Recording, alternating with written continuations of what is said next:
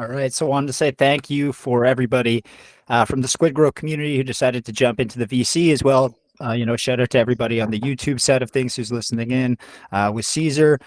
So again, excited to have SquidGrow back with the channel for an official AMA.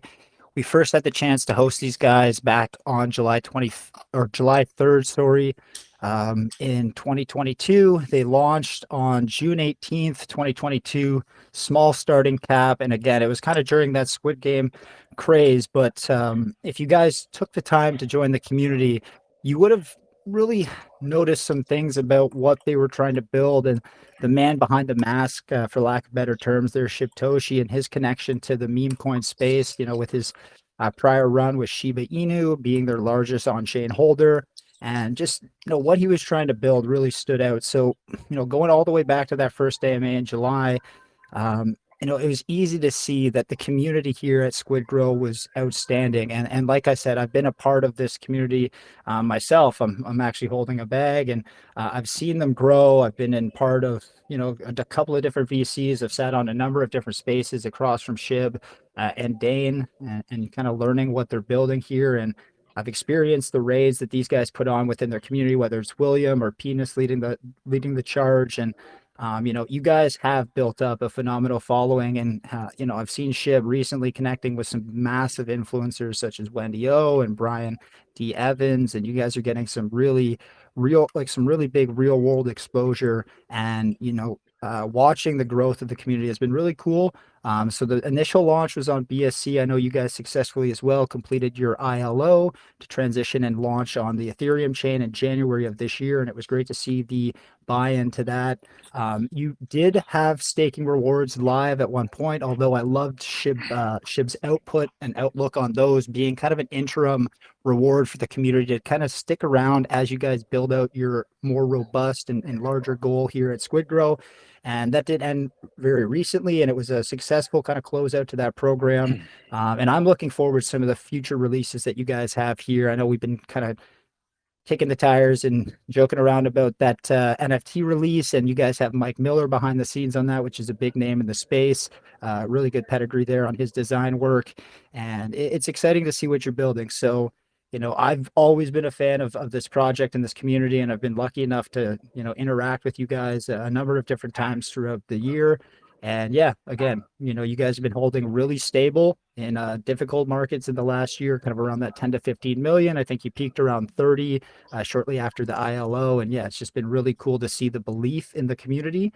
So anybody who's listening, maybe learning about SquidGrow for the first time, highly recommended just jumping into the community, hanging out, join a VC, jump into a raid, experience kind of what the brand is all about. And with that, I will throw the mic over to the team. Excited that we have so many familiar faces with us here today. I don't know if Dane or Shib, if you want to start, but yeah, again, really excited to be here. Well, Maurice, I appreciate your time, taking the time out of your day to jump in here and talk to us, Caesar as well. It's always a pleasure. It's been a while. But yeah, as you said, we've been, kind of somewhat quietly building behind the scenes. In the beginning, when we first did our initial AMA, we were preaching, our views and ambitions, and we are slowly and steadily working towards that. Most notably and recently, our Incubate NFT marketplace has gone into audit. Um, so very excited about that. And as you were saying, for the better half of our life, we offered very high APR staking rewards, which the team bought the tokens on the chart, added them to the contract, and gave those out. After we realized kind of the amount of sell pressure that we were facing as a result of the staking contracts and the amount of money being spent when that money could be reallocated to development, we concluded the staking on October 1st. Kind of just closing out the initial chapter. A good chunk of time, in the beginning is allocated towards building, and we started getting to the point where we had made substantial progress on a lot of our utilities, and it just seemed like it was kind of the right time to kind of close that chapter and also try to prevent any further damage to the chart from selling of the rewards. So we just kind of closed that chapter. I thought that was again. I think we chatted about this a little over maybe 2 months ago when we were on that space together, and I said it firsthand. I've never been a fan of prolonged staking because from a chart and from a project perspective, especially as you're looking at scaling to the masses, and that's what a lot of the connections you've been building are towards. It does make it so much more difficult to kind of maintain that chart when people are maybe buying in with not really understanding the community aspect or the value and what you've been trying to build, and they're getting like that free benefit. So yeah, I did like the decision, and I'm happy to know that it was a smooth transition for you guys. And like I saw a recent message in the chat. I know people are excited because there's the larger goal in place, the larger vision that you guys are working towards, and you kind of like ending that was, like you said, just a chapter in the book. Yeah, agreed. I mean, it was kind of bittersweet. I mean, I loved giving out rewards to the community. It gave everybody some passive income, while we're building. I mean, it was a very hard decision for us to make, but there's also the aspect of we're very limited on our token supply, and the 6 months before um, we moved over to the new staking contracts, we had allocated out about $1.6 million in tokens. And a good chunk of that was the pressure on the chart. So just, weighing the pros and cons of it, you know, for the long term sustainability of the project and chart health, it felt like it was the right decision. But it was a hard decision to make. I know it's one that was kind of in the works for a while, so happy to know that again, Yep. although bittersweet, it kind of just allows you guys to move forward and hit a new audience with a different offering as you guys push into 2024. But I didn't want to kind of get too bogged down just with regards to the staking Yeah, and yes, that. understood. And I wanted to rock back just because sometimes it may be the first time people on the YouTube side may be hearing about SquidGrow.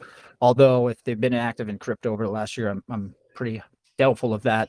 But I do want to have you walk through the vision and kind of what had you start this, because again, that's one of the reasons I connected to it. And I think a lot of people, it's maybe why they come into crypto, that story that you had and that you experienced and like what you're trying to build here with your own community. Yeah, absolutely. Um, so just to kind of give a little insight onto myself, I've been in the crypto space since 2011. My first investment was Bitcoin. Found it on the poker tables, oddly enough, and my first investment was roughly about 30K, which I lost the following day on the tables. But after I read that white paper, I was off to the races. Um, but so I've kind of invested in a little of everything throughout my time in the space, most notably, and I will do my best to set this straight again.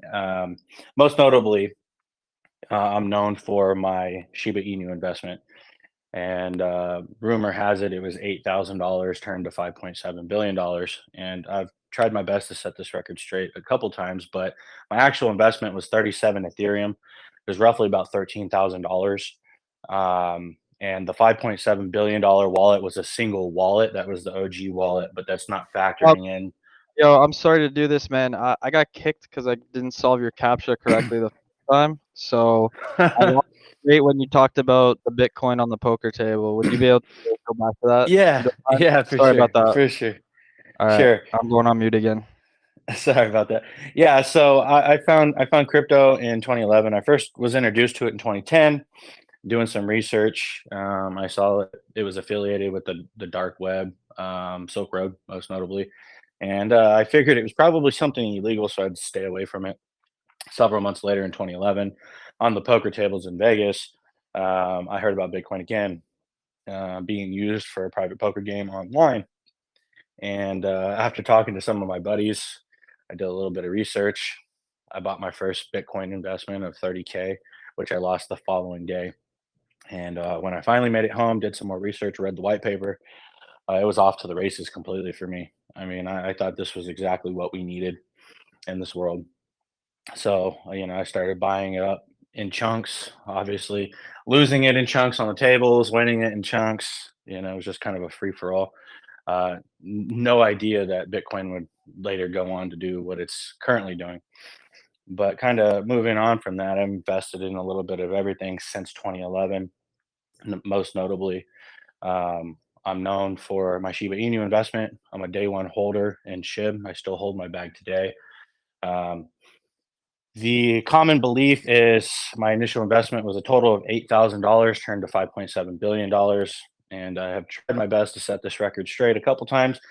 But quite honestly, if people want to forget about my side wallets, I'm completely okay with that. But my actual investment was about 37 Ethereum. The 5.7 billion wallet at all-time high is the OG wallet, but that's not factoring in the first side wallet, which funded my 5 trillion wallets. So my first side wallet had about 30 trillion tokens in there, was a little above $2 billion at the all-time high.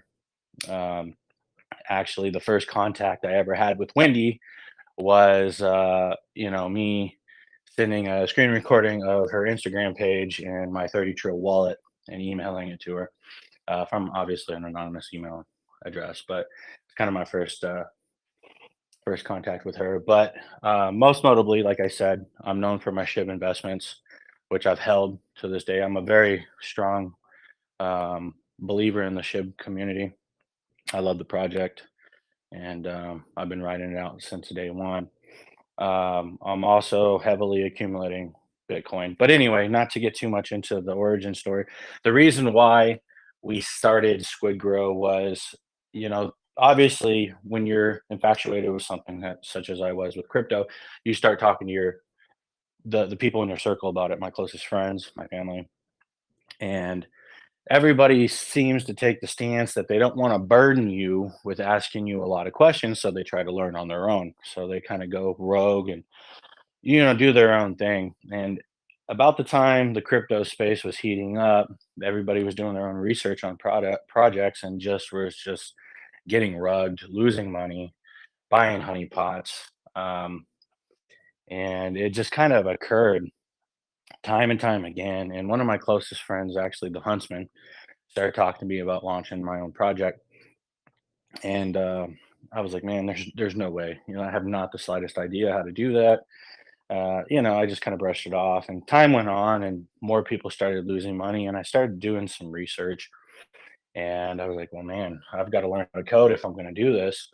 So I took some Solidity courses. I actually took the class twice. I believe it was like 6 weeks or something like that, and still didn't have the hang of it. Although I can code very non-complex things. I'd rather leave that to a developer. But long story short, the first contract of SquidGrow was coded in November of 21. And although we didn't launch until 22, was because after the code was finalized and I was comfortable enough with having an understanding how to deploy it, there was another token that launched, the Squid Game token, the one that rugged. So we shelved the idea completely. And as time kind of went on, more and more of my friends kept losing money, and it came up again. And it was about that time that I met my COO, RW, in a private whale room. And we just started talking kind of about life and the space and, the cancers in this space. And I just started talking to him, I believe, about how my friends were suggesting, starting a project. And I don't know how it got there at one point or another, but we decided to do it. And I started naming off a couple variations of projects that I wanted to come up with and some contracts that I had but never deployed. And we settled on SquidGrow. And our first launch was actually June 17th. And I deployed the contract incorrectly with the Uniswap router and the Pancake Swap router. So it was essentially you could buy it but couldn't sell it. So it was a honeypot. So we had to, within the first 5 minutes, we had to announce to everybody that was in the Telegram group, we had to do a relaunch. So we paused trading.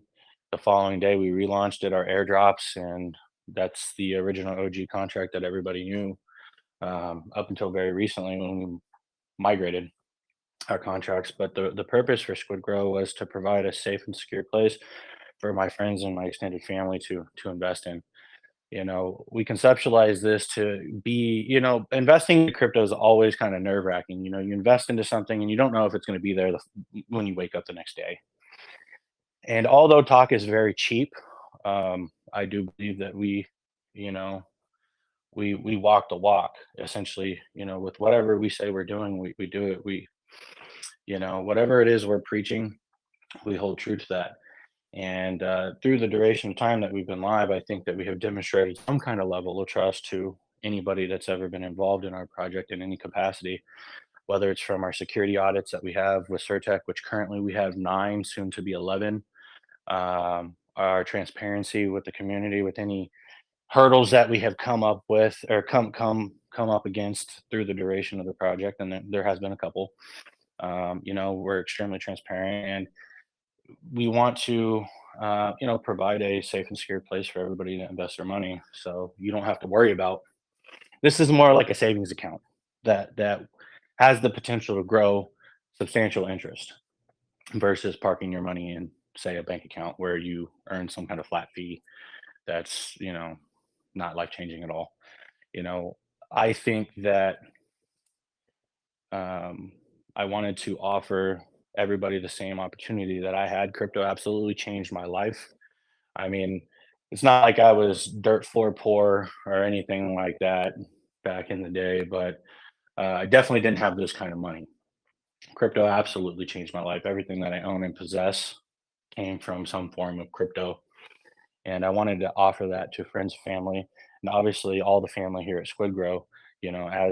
As it has evolved, I would have never have known, when we were gearing up to launch, that we would be where we were today with, almost 20,000 holders and 11,000 Telegram members and 30,000 X followers. I mean, we've grown so substantially, and that's what it's always been about. The community is the floor. You grow a strong community, a strong following, and they'll essentially do the work for you. You just follow through with what it is that you're saying you're going to do, whether it's marketing or development, whatever it is. You just remain transparent and operate, you know, with moral standards, and you know, it just catch on.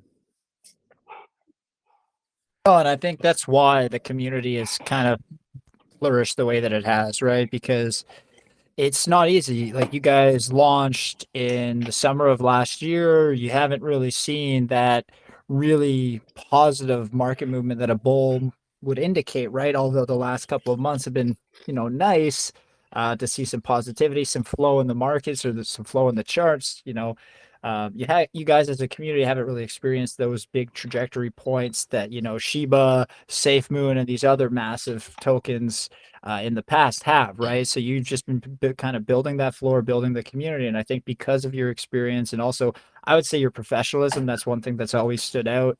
I've talked to a lot of founders of different levels of projects, and you're a very straight shooter, but you're also very professional in the way that you kind of get things done and deliver to the community. You don't like to overpromise. Uh, and you're somebody who's willing to go in front of them if you have to delay something just to get it right. So I think the way that you've been transparent and vocal with the community has allowed them to grow and kind of believe in you the way that they do.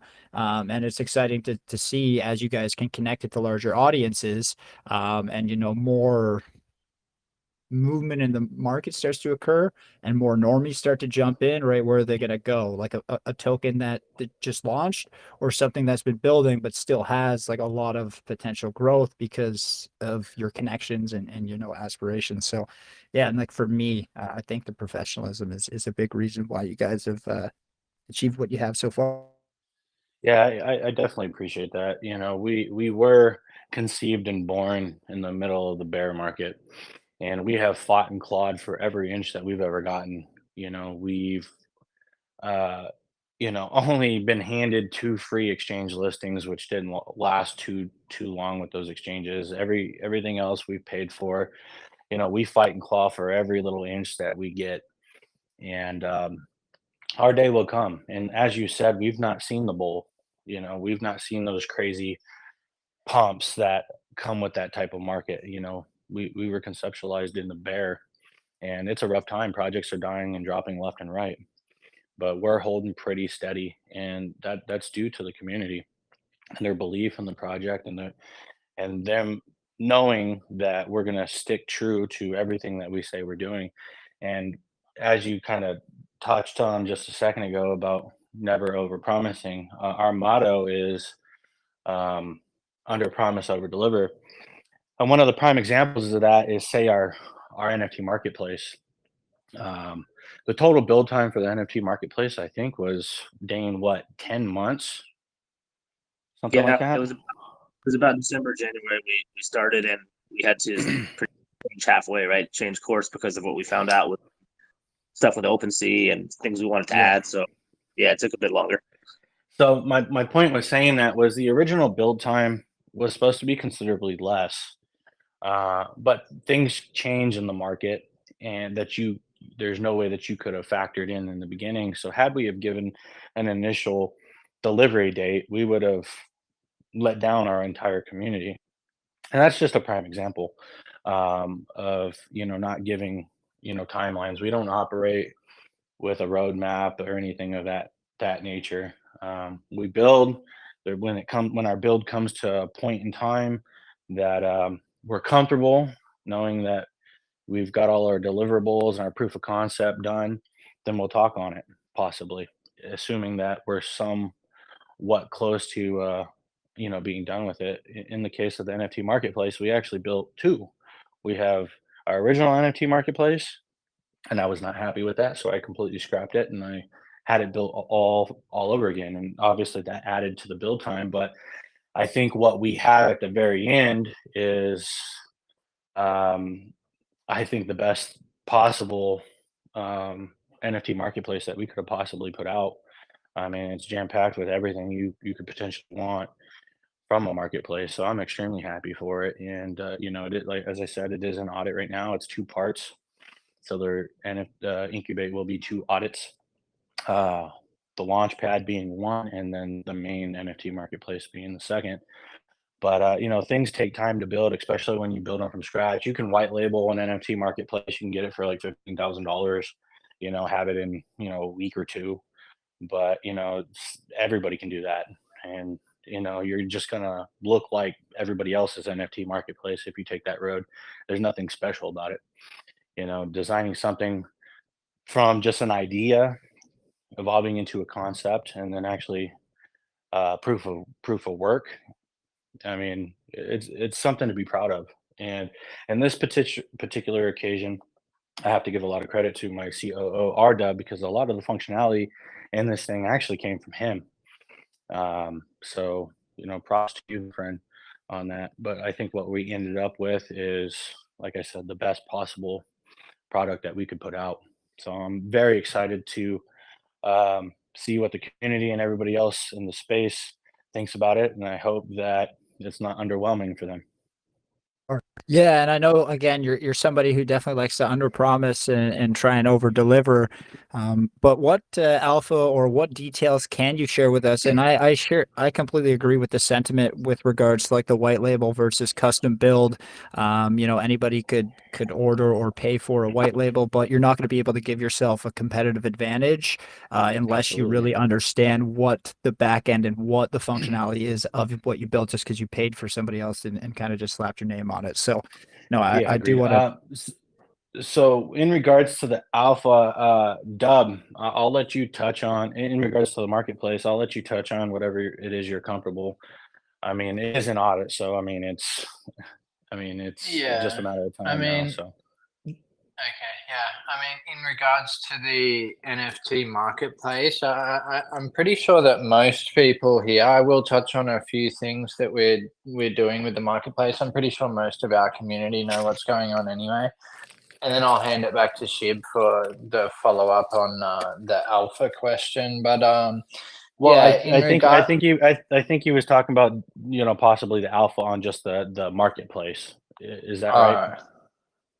More so like, Is that... I don't want you guys giving away your trade secrets, but because it's a custom build, maybe one or two little tidbits for the audience of why you guys feel like it's going to be able to give you that advantage. Of course. So look, I think in regards to the marketplace, obviously we wanted to make something that was, different from the standard NFT marketplace or everything else that is kind of out there in the market at the moment.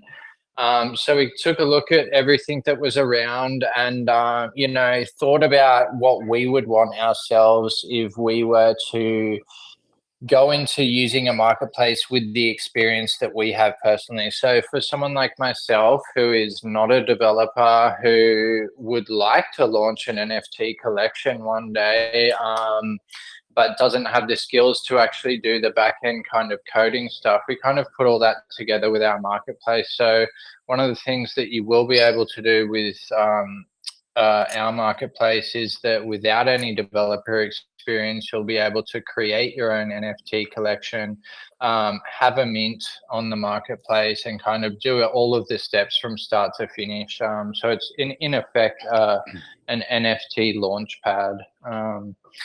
Which is something that I'm sure it's not the only one of its kind out there, but it's certainly not something that is like in abundance in that kind of field as far as I'm aware as well. Yeah, and the cool thing about the Launchpad is essentially, as Dub said, you need no coding experience, so you can literally take variations of images and upload them, and it will generate NFTs. You can do quantities, you can do attributes. With the attributes, you can do traits. There's no need to have to pay a developer to make landing page to mint out your NFTs. I mean, you can do it all on our platform, and that's just one little aspect. I mean, seriously, 11-year-old kid could probably launch a full collection on our platform. It's that easy. Definitely.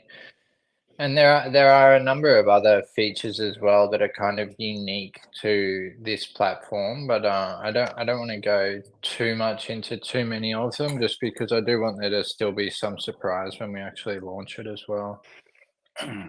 I know, of course, and RW, it's great to hear your voice, man. It's great to reconnect. It's definitely been a while for the two of us, so hope everything's been going well.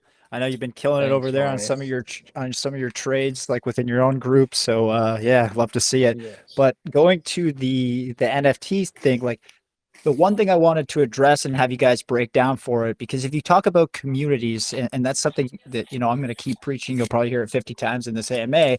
Well, if you talk about holders or different community bases from chain to chain, well, BSC and Ethereum, when I started 2021, very different mindsets. Now, although volume has kind of slowed on the BSC side, the holder bases have kind of come a little bit closer together. But if you talk about tokens versus NFTs, a lot of difference in terms of like mentality, mindset, and maybe value that they're looking for, right? So like, how are you guys going to time your own collection? And this is where kind of your own NFT collection comes into play. How are you guys going to time that with the launch of your marketplace so that you can start to build a brand within the NFT space and then translate your community strength there once the brand, starts to take form? Yeah, absolutely. So the sequence of events is essentially, obviously, our NFT marketplace concludes with audit, and we'll probably give the link out to a couple notable community members that have demonstrated, their support of the project, just for clicking and testing and so on and so forth. After we're kind of satisfied with that, we will actually launch our first collection, which is our first small collection. It's, I believe, Squid Boys. It's limited to 1,000 NFTs. They're zero utility on these. They're $25 each, and that's going to kind of debut our NFT marketplace. As far as the Squid Bros collection, which is the Mike Miller, the collection that has the ultra rares with the NFT inside of the NFT. And just to kind of circle back to that, when we started this endeavor, I spent about just under $300,000 on blue chip NFTs such as Mutant Apes, Doodles, Kennel Clubs. I'm drawing a blank, but anything that was, all the rest yeah, of it. yeah, Metaverse Land, anything that was hot at that point in time, or anything that I was actually purchasing myself, I picked up, and we incorporated those into our NFT collection. And how you can tell an ultra rare from a normal NFT is our ultra rare is our NFT with all the bells and whistles. They have my Millionaire Club ring on. holding a can of Copenhagen dip, which is what I chew, and holding a Polaroid picture of another NFT. And if you mint an ultra rare holding a Polaroid picture, you get ownership of whatever that NFT inside that Polaroid picture is. So whether it's a mutant ape or a doodle or a metaverse land, whatever it is redeemable. So obviously, we haven't figured out how we're gonna get them redeemed. I mean, obviously, we could just check on chain, see the address that holds it, and airdrop it, or we could request that the owner reach out to us to initiate, and then obviously we would send that secondary NFT to the actual address that's holding our NFT. But it's kind of unique because it's something that I've not seen done um, before. But in regards to launching the NFTs, I've told Mike Miller that because his name's on it, that I will do my very best to make sure that we launch the NFT collection at the opportune time. So obviously, there will have to be marketing leading into the minting. So we'll need a little bit of buffer time for that. The NFT space is just starting to pick back up. Um, we'll kind of lean on our ambassadors as well to spread the message and awareness of our collection. And when we are satisfied that we have reached broadly enough to actually do it, we will set a date. And good possibility that there might be a whitelist as well, although um, that is not set in stone, but there's a possibility.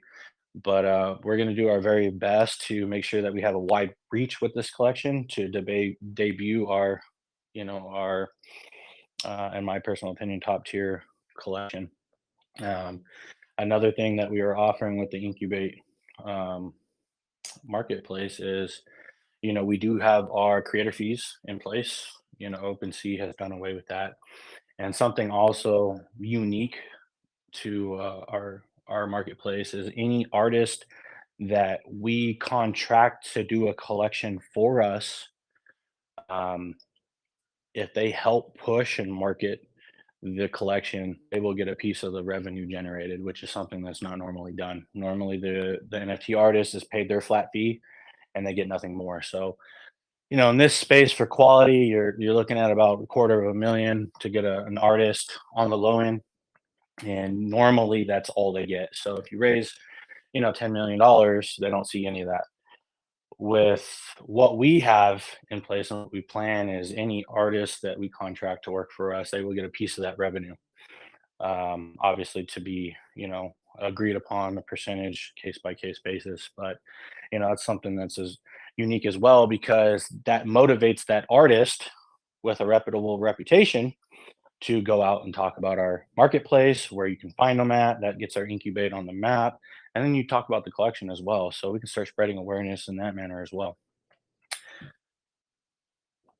No, really smart. Good timeline there. And I like that kind of, Squid Boys collection that you touched on too, because we've seen the power of kind of a uniform profile picture, right? And Yep. being able to buy into something. And, if you jump into a Twitter space and everybody's got a different Squid Boy going forward once that's released, that's going to catch people's attention. And it's just those little things that you could pick up when you're going around and just doing everyday marketing, even if it's in your own Twitter space. If somebody joins in that follows you and they see that, they're just gonna, what's that? Is this something new? And it may further their interest or just allow them to jump in deeper into the project. And I think at the end of the day, the one thing that you want to get when you do any form of marketing is just exposure. And I think what that does is gives you great exposure. So it's very smart and the timeline does make sense. You don't want to push it because, like you said, Mike's name's attached to the main collection, but the Squid Boys does give you that kind of foot in the door and allow you to push out there. Yeah, the small collection is just kind of just to um, obviously it's limited to 1,000 now. With that said, we could turn around and do a secondary collection depending on demand for that, which would be priced accordingly to the first minting. But that's just kind of for our community members. We priced them at 25 with the idea that majority of everybody in our community will be able to afford that. And we do need to just try to cover the cost of making the NFTs, and that's what we've done with this first collection. but unifying our community with PFP, I think holds a lot of weight, especially if somebody adds it to their X profile and things of that nature. All of a sudden, you see all these Squid Boy PFPs running around, and people asking, what's this? What is that? Where'd you get that? Incubate, what's that? And then they kind of deep dive. Now, Incubate is obviously under our umbrella, but it is not branded as SquidGrow. It is its own it is its own entity, its own little branch of our universe. And what we are doing here at SquidGrow is everything feeds back into SquidGrow. Like SquidGrow is the universe. Um, Everything we are building, we build around it, and it gives benefit back to our community in some capacity. And that's kind of what we're doing. Obviously, most notably, SGX, our perpetual or decentralized perpetual exchange, publicly stated that 25% of all revenue will come back to the chart. Whether it's liquidity injections or buybacks on the chart, whatever that amount is, 25%. So, and I think that when all of our utilities are up and running and all of our utilities are feeding percentages back into our chart, I think it's going to be a pretty crazy thing, because some of these utilities we're building, the revenue that they could potentially generate is substantial. So just a sliver of that, 25% going into our chart, I mean, everybody's bags are going to be pumping. I mean, it's not going to matter if you decide to dump us or not, because I'll price you out with a timed injection. So, I think it's really going to make everybody think twice. Obviously, pulling profit is smart. You do it responsibly. That's why everybody's in the space. But for the longevity of a project, the strength of a meme only goes so far. Obviously, there are a few projects that are the exception with that, but the true longevity is going to be utility. And that's why I refer to us as a utility meme token, or a meme utility token, however you want to word it. But yeah, we are more than just a meme coin. We are developing real utility. And with regards to the creator side on the NFTs, because I know you mentioned the zero fee to like get out there and mint. Now, the way you guys are going to generate the revenue or collect the fees on that's just going to be based on percentage of sales, correct? Just in terms of the revenue coming in, and that would be something that can compete with any of the other larger exchanges or larger marketplaces out there, because they all take a fee for resale. So yeah, Absolutely. So obviously, outside of our collections, anybody that lists a collection with us, there will be a small percentage the platform gets, and obviously that's for server costs, nodes, and whatever is generated there. A percentage will go back to the community of SquidGrow. That makes sense. And also, like, you guys may start with, like you said, developers or sorry, not developers, creators or artists that maybe don't have a development background, but as you're able to show them volume within the marketplace, that's when you're going to be able to start attracting the bigger projects, maybe the planned launches, and start to really grow that brand even more, like I said. So yeah, no, like the timeline and the Absolutely. growth really makes sense. Yeah, absolutely. And then you throw an incentivize in there for, if they decide to do a collection with us, there's an incentivize. Or if they just want to list with us, we're going to be better priced than any other platform on the space. So. And you guys also have, again, like a terrific community. And if one of the benefits is like, a project that lists within that ecosystem gets like some form of free shout out or a listing notification within your network, like that in itself is a big value add right there. So. And I agree with that completely. Dub, is there anything you want to touch on? No, I think we've kind of covered, Incubate really well, to be honest. Obviously, like when you were Maurice talking before about timing, that's kind of a key part to like not just the collection that we're releasing, but obviously the marketplace itself. We all know that like the NFT market as a whole has like the crypto market been at the bottom for the last couple of months or longer now. So but as usual, like the NFT market seems to like follow just a little bit behind the crypto market. And we can actually see that over the last month or two, it's like slowly started to like creep up again. So yeah, in terms of like incubate and the collections that we're releasing, they will be strategically timed. You know, we're not going to drop it while the market's at its all-time low. It will be done strategically in a way that's going to obviously benefit everyone the most. No, and like I know you're, like Shib mentioned earlier, it's been almost, I mean, you guys are pushing 18 months now. It's going to be a year and a half soon, and there's not many tokens that start out as a meme that last, a month, 3 months, 6 months, let alone a year, right? And then you start to slowly intertwine utility into that to add more value and be able to target different audiences or larger buyers over time. Like it does make sense. So yeah, like again, I've always been a fan. I think everybody knows like my number one thing is just jump into a community, check it out. If you like what you see, stick around. There's never any buy pressure, from that side of things, because if you really do things the right way and you're looking for the right things about a project, you're going to make much more informed decisions than if you're just trying to, quickly check something out and then catch hype, or what I mean. So you mentioned that 37 ETH that you put into SHIB. That was done because you were in the community and you were actively watching what was happening. You were just blindly DCAing on the bottom of things without knowing. So I think it's really important quite honestly, with that, I was actually just trying to acquire more than my friends. And that just happened to be the amount I put into it. But yes, after I chatted them. after I got involved in the community, obviously there was a first group that actually got rugged, but in that first community, I mean, there was, the chart was down. I was buying the pump up to 1 million before it dropped and hit the floor. But the morale of everybody that was there, whether it was just their unwillingness to sell for a loss or whatever it was, they thought they saw, their spirits were very high and hopeful. And obviously, none of us knew that, SHIB was going to go on and do what it did. But after you're involved with the community for any kind of period of time, you kind of grow attached to it. And that's kind of where I'm at with SHIB. But yes, I mean, it paid out. I did, I didn't have any insight. It wasn't actually because of the community that I ate so hard. I just had to make sure that I acquired more than all of my friends in this. I was a little late to the races. I didn't start buying until about 5 hours after launch. Everybody else kind of got a head start on me, so I had to make up for it.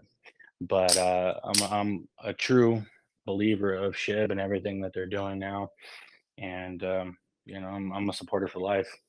And There might come there might come a day where I tattoo the logo on me, possibly. that'd be awesome.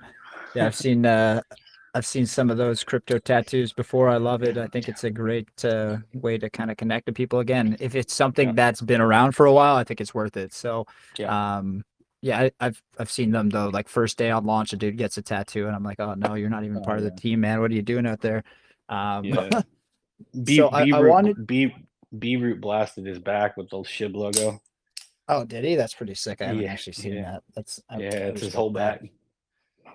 So I did want to walk into like, an upcoming event. It's not so much project related, right? But just because of the name and everything, we have Squid Game 2, season 2 that's going to be dropping, right? So it's a catalyst in terms of potential awareness, marketing, generation, name recognition, and whatnot. But it's also, as you know, because you're a veteran in this space, it's going to be a bit of a battle for you guys as an OG, right? Because there's going to be tokens launching probably daily, maybe multiple times a day, that are trying to play off of that hype. But as we know, they're not doing it for the right reasons, and they maybe don't have the pedigree to last. So like, I want to just talk about that more open-ended, just because I know you guys have been through this and you've already seen the other side. So let's talk about what's going to be coming up.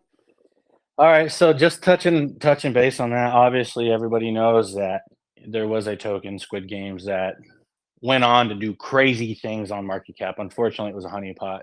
you could buy it but could not sell it.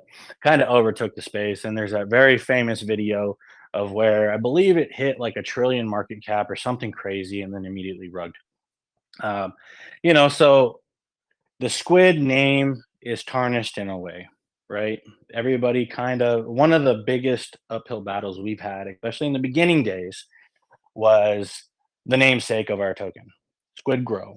Very similar to Squid Games, and our main logo is very similar to the original logo. Although we do own our actual intellectual property rights, and as I previously stated on the X space, which I probably slipped up a little bit, we worked very closely with Netflix attorneys doing our logos. That was the reason for our rebranding of our website and our logos, all the fonts and all of that.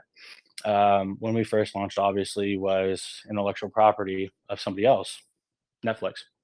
And we worked very closely with their attorneys to develop our own presence and our own intellectual property rights. So that's something that these copycat tokens don't have, is they're copying somebody else's intellectual property rights.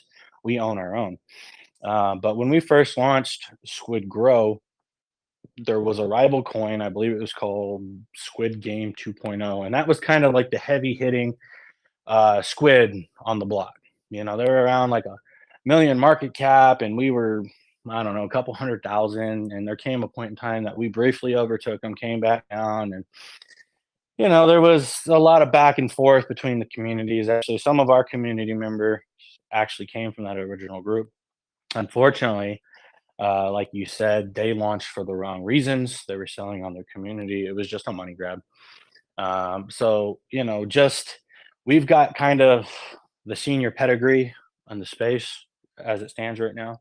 That doesn't mean that there's not going to be other squid tokens popping up and trying to do a money grab, but we do things a little different here. And I think this is a great transition to kind of get into what we have planned for the 22nd. So with that said, I think I'll let Dane talk about it a little bit. So Dane, go ahead and drop some alpha.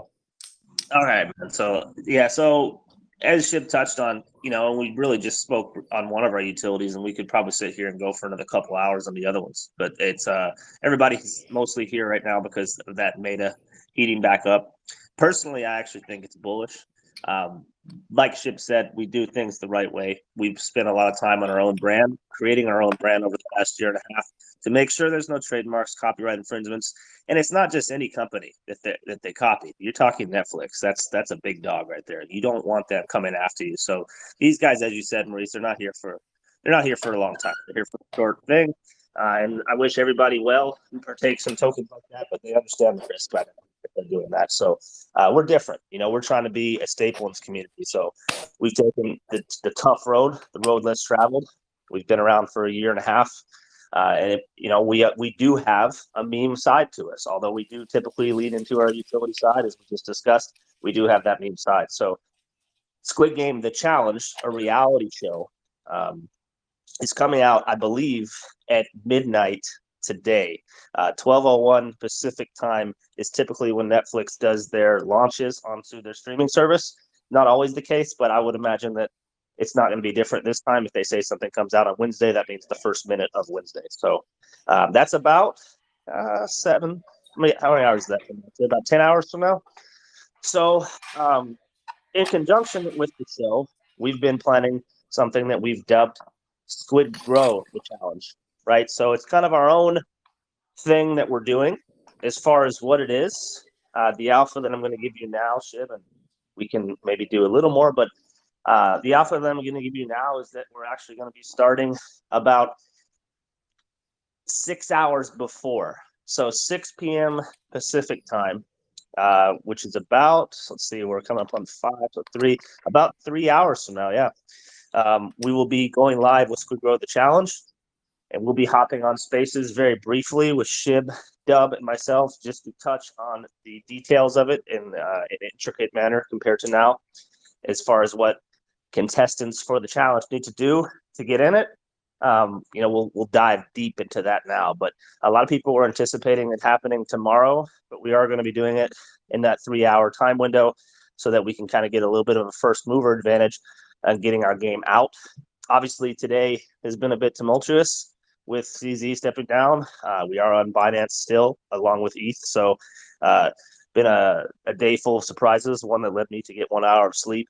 But this competition that we have coming up, it's been a thought for us for a long time. To speak to Ship's point about the Netflix stuff, we were always trying to come up with a way that we could associate ourselves with that meme, but without stepping on their toes. So we created our own brand, and we've come up with this, and we think it's a pretty unique approach that should draw some nice correlation between the show and our brand without pissing anybody off over there.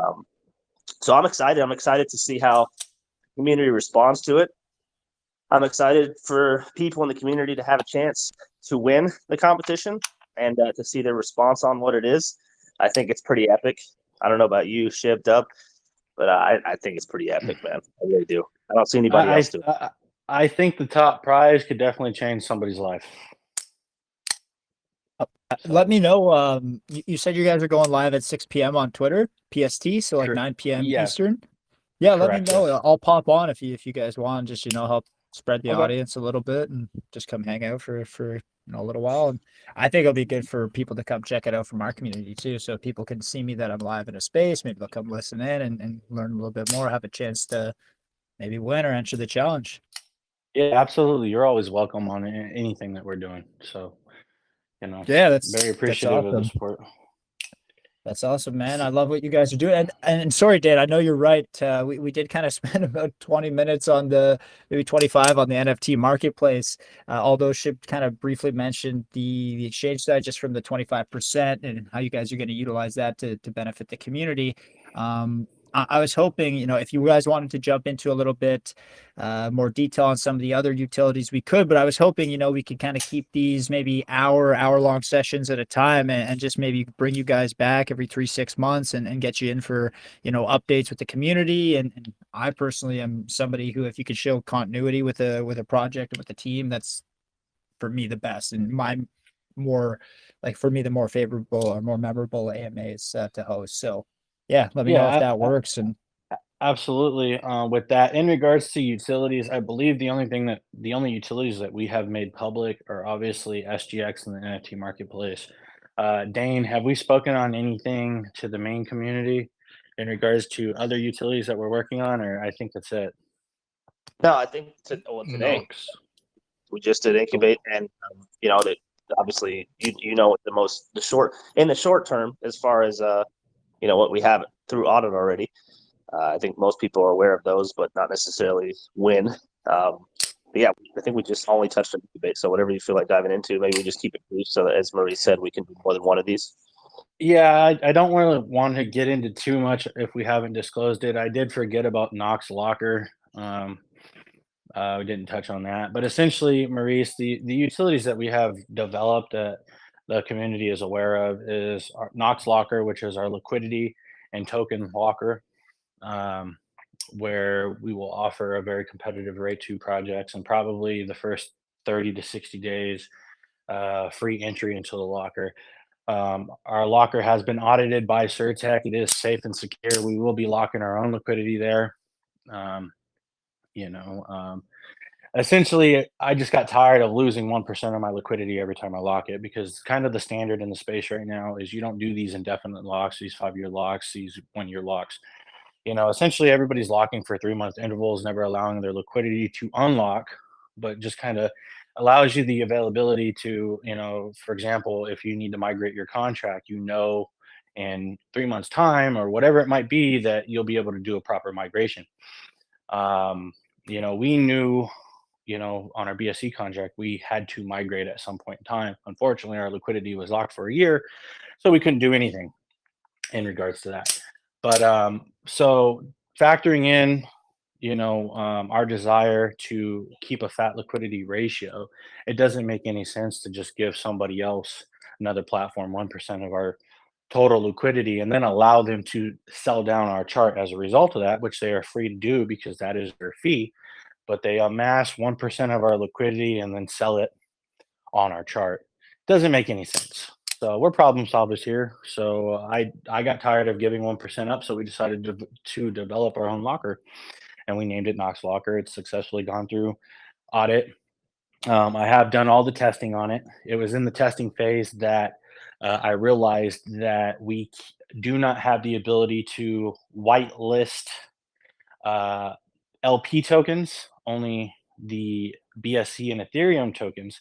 So what I mean is, if we decide to do a long-term partnership with a project and I offer them free entry indefinitely to our locker, I can only whitelist them from the BSC and Ethereum fee that we have the ability to set. It would still take a percentage of their liquidity. So factoring that in, I sent it back to our dev, had him add 50 lines of code, kicked it back to Certec, which is where it's at right now.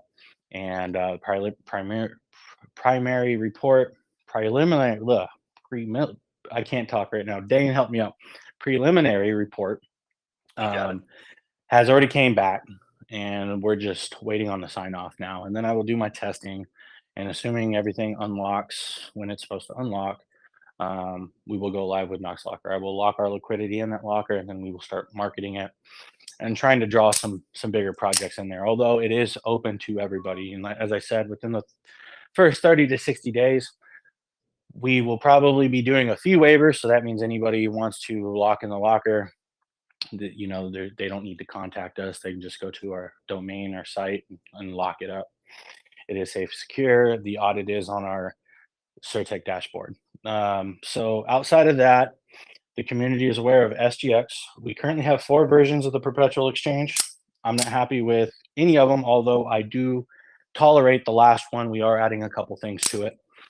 I think we are getting pretty close on that. And as I previously said, it incubate.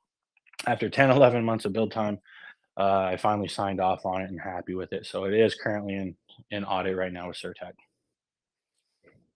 So outside of that, we have not publicly spoken on any other utilities that we are working on. There are 3 major utilities that we are building in the background, but we've not publicly stated on that yet. I do not have working proof of concepts on 2 of those yet. So it's too soon to talk about it. Yeah, I appreciate that. Also, I'll make a quick comment on, first off, name, awesome, Fort Knox, Knox Locker. Don't know how anybody hasn't come up with that yet. Very clever. I like that. I'm a big branding guy, so I was very surprised that we were actually able to lock down the Knox Locker handle on X without any underscores or any of the numbers or anything like that. It was available, so blew my mind. I don't know how nobody's grabbed that. But yes, I agree with that. And I give credit to that name to, again, my COO, Dub. He that's his brainchild, that name. So no, I love it. I know from my end, again, you know, I think we covered a lot. We're definitely going to get you guys back in. Like I said, every 3 to 6 months. Would love to get some updates, maybe in January of the new year, kind of have a plan for 2024 in place, and we'll talk more to that in the future. But I know Caesar wanted to jump on the mic there, maybe just with some comments. I don't know if he maybe had a question or two, but I told him I'd throw him the mic before we officially like wrap the recording or anything. So Caesar, you know, you could jump in, my man, and take over. And Shib, our Dub, Dane, thanks so much, guys, for the time. Just always enjoy chatting with you guys and kind of breaking down the project. Likewise. Thanks, You're Maurice. more than welcome to come on to our spaces later if you're around. I'll be there. All right. Well, thank you. Yeah, first off, I wrote a few notes here, a couple like basic questions. You guys have done a great job explaining everything in depth. I'm kind of the guy that speaks on behalf of the people requiring, you know, layman's term stuff. So just have a few simple questions. Hopefully you can answer, and then a couple comments. But I guess I'll start it out. I'm a movie buff, and I love Remember the Titans. So I'm gonna refer back to a scene there where, you know, the black players and the white players are still beefing with each other, and you know, the 2 captains on both sides come up, and he says, "Attitude reflect leadership, captain." He says that to the white football player, and the attitude in this community is amazing. So you must be doing some great work here. Someone from my private group actually claimed to be a SquidGrow whale, and he's the one that kind of suggested this AMA to me, because we've been bringing on a lot of the projects that we AMA'd with before that we really liked, And you got people all over the place supporting you. You got 124 people in your Telegram community chat listening right now. Well, crypto's kind of in an uncertain spot, so that to me just speaks volumes about what you guys have built here and what you guys have done. And I think like this is the year, and next year especially, where all these big projects that have been holding so well, so many times you see them pop off. It's just you keep a strong community and a strong chart, and you hold it over time, and you keep building, and the sky's the limit. So very interested to see what goes on with you guys. Just wanted to throw a little bit of love on that. Now you mentioned you had a bunch of family members and friends that were, buying in, and you wanted to do this for them. Do you know how many of them are still, holding a lot of their bags and contributing and stuff like that? Everybody on my circle is still holding a bag. Oh, that's awesome then, man. Yeah. You also mentioned to me about a Twitter space. Like I didn't tell anyone about anything so far. I don't even really get it fully yet myself, but are you doing like a Twitter space tomorrow with a video or something like that? I don't want to step on any toes. So it's actually going to be tonight at I believe 6 p.m. PST time.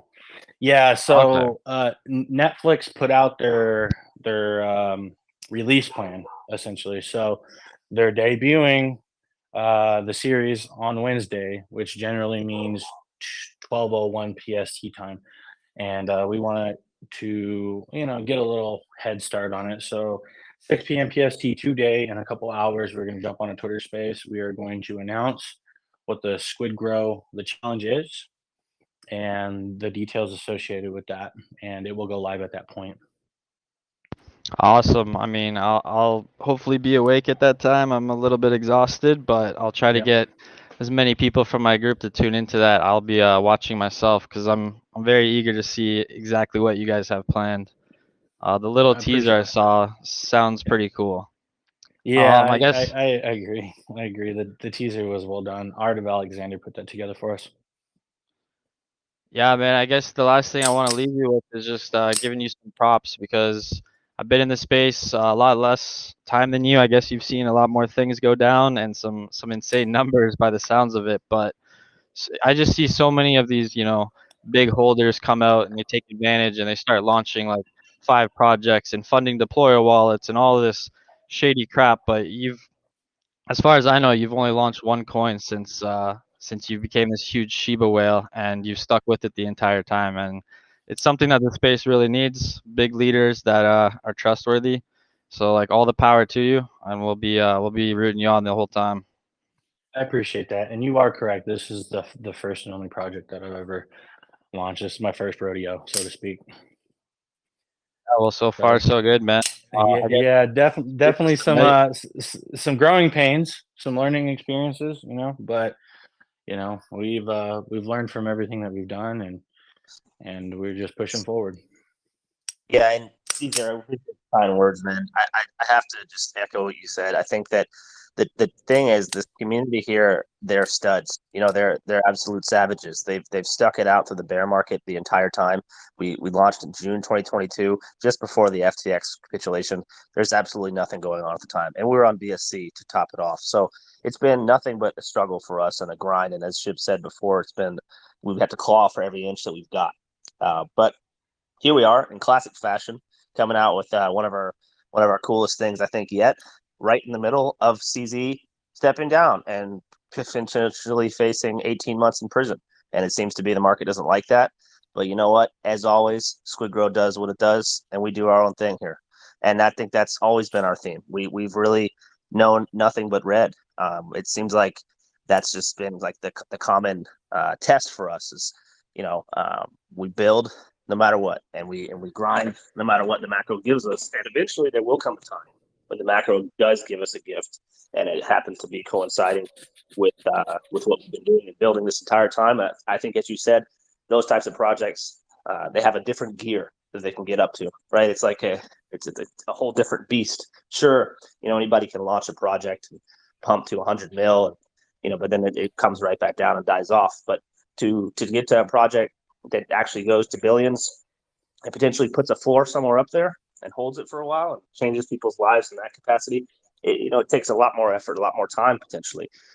And Yeah, it's kind of what we think of ourselves is that type of project. We think we're a different beast, and our time will come. But in the meantime, we're going to do our own thing. We've got this challenge coming in about 3 hours, and regardless of what the macro is doing, we're going to do our own thing like we always have.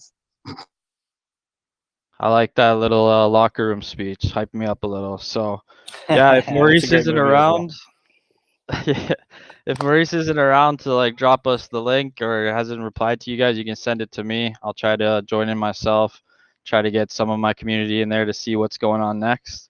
But yeah, I look forward to it, and thank you guys for the opportunity, for keeping in touch and doing a great job. I'll definitely thank you, share Caesar. the. Oh, sorry to man. cut you off, Shep. I'll definitely share the link in the private group for the challenge space if you end up crashing, because I know again you've been up pretty long, Caesar. So if you end up going to sleep, man, I'll just drop that in the group so everybody sees it, and then I'll be on the space.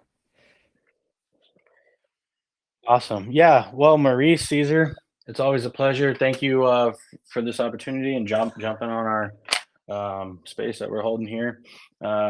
Looking forward to our follow up AMAs that we do and where we are at that point in time. Sounds great, man. Appreciate the time. Yep. Thank you, guys.